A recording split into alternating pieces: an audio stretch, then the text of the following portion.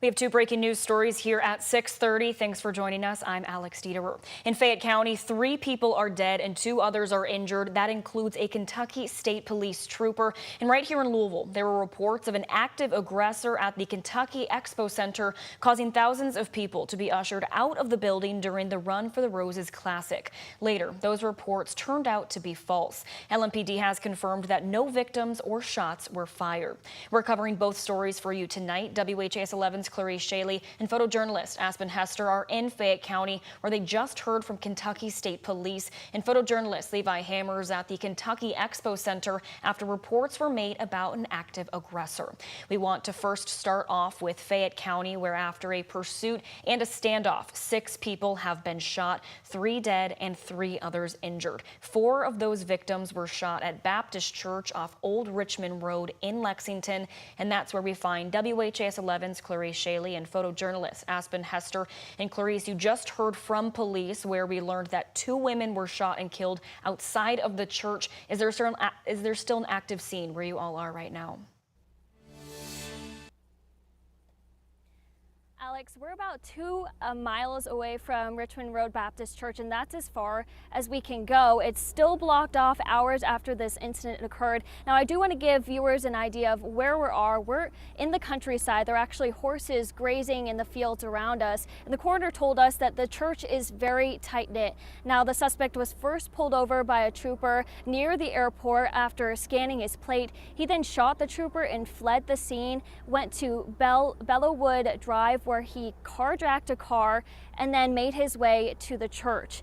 Now, officials do say they believe he had a connection at that church, and at the Baptist Church, officials say the suspect shot 4 people, killing 2 women and injuring 2 men. The suspect was then shot and killed by Lexington police officers. Something like this has a huge impact on our community.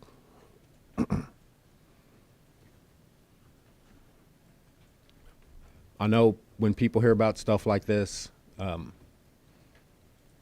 they maybe need some kind of understanding, and I think the city is going to stand ready.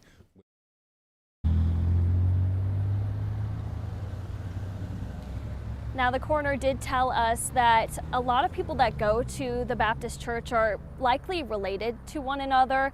The officials did say, too, that their hearts go out to the families who've lost loved ones in this incident that's really spanned the city. This is really just a very tragic situation for the city all in all, but officials like the chief did give out congratulations to the public who helped out law enforcement during this incident. Live in Fayette County, Clarice Shaley, WHAS 11 on your side. All right, thank you, Clarice. Today, Kentucky Governor Andy Beshear shared in a statement, quote, "Please pray for everyone affected by these senseless acts of violence, and let's give thanks for the swift response by the Lexington Police Department and Kentucky State Police." And Attorney General Russell Coleman also released a statement today saying, in part, quote, "This is another reminder of the grave danger we ask law enforcement to face every single day. We go to houses of worship to gather in fellowship, unite in faith, and reach toward our Creator. In light of this tragedy, we turn to God with our prayers for the injured trooper and the victims' families," end quote. We now want to move on to the false active aggressor reports at the Kentucky Expo Center. According to LMPD, there were no deaths or injuries and no shots were fired at the Kentucky Expo Center. Police had initially reported they were working on an incident involving a possible active aggressor at the Kentucky Expo Center around 3:30 this afternoon. Thousands of people were at the Expo Center where the Run for the Roses Classic was taking place. We spoke to someone who was at the basketball tournament when chaos broke out. Basically, we just all heard active shooter, and then they was like, yeah, make sure you go right by the door. So, everybody went by the door, and then the other side of the court, it was like everybody just started darting. So I'm like, oh, you know what? I better dart too. I gotta go too. I don't know what's going on, but yeah, it's some, I don't know. As of an hour ago, people were leaving the area, which created a large traffic issue. That's from LMPD. And officials with the Expo Center said the tournament is finished for the day. But at 6, they reopened everything back up only to let people get their things. LMPD's Homeland Security Unit and their partners are at the fairgrounds currently working vigilantly to determine what's led to today's events. LMPD will investigate how the incident occurred and if any charges are warranted. Kentucky Venue's president and CEO David S. Beck shared in a statement saying, quote, "Our priority remains the safety and well-being of our guests, staff, and partners. We appreciate your patience and support as we continue working with law enforcement," end quote.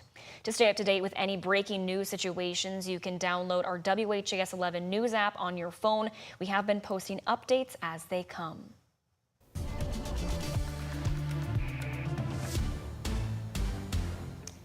And here in Kentucky, Anna, let's get to meteorologist Danielle Moss to see how our weather is handling today. And we had a couple events that we covered today outside when the sun was shining. Hopefully that stays the same way.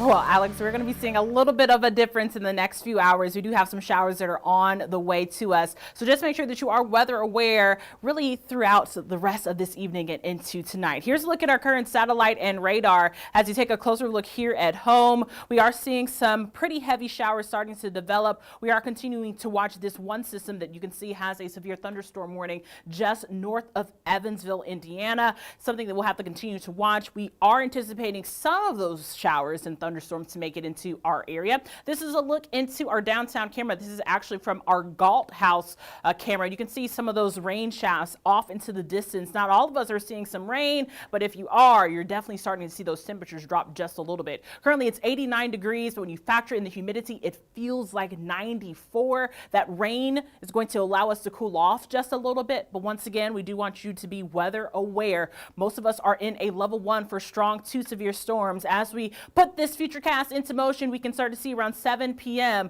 those storms that we are watching off to the west. Even that severe thunderstorm warning that is in Evansville will be coming our way by 9 p.m. We're looking at more widespread rain, especially right around Louisville Metro. And then this system will continue to push off to our east, but we won't be completely dry until around 1 a.m. tonight. This is just the beginning of it. We have more rainfall on the way, have more details on what you can expect coming up a little bit later on in the newscast.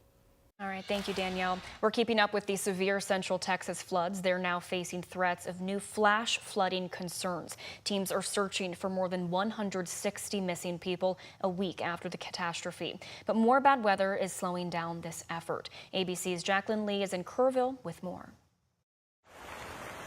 A new flash flood emergency in Central Texas as torrential rain led to a rapid rise of the Lampasas River. This new threat comes as more heavy rain is hindering the search for victims of last week's historic and deadly flash flooding in the Texas Hill Country. We have a mom, we have a dad, we have a kid, and a dog. They all need rescued. Authorities released some of the videos of first responders rushing into action over the July 4th weekend as the rain was still coming down. Hundreds were rescued from trapped vehicles, flooded homes, and even clinging to trees. At least 129 have been killed in the flash flooding. Among the dead, 17-year-old Malaya Hammond. Matthew and Elizabeth Hammond discovering the body of their daughter on a riverbank. She looked so peaceful. I could look beyond all the bruising and everything else. She was so beautiful, and I was able to hold her one last time the way I did when she was a baby. The family minivan fell off a bridge during the flood, and the current sucked them all out.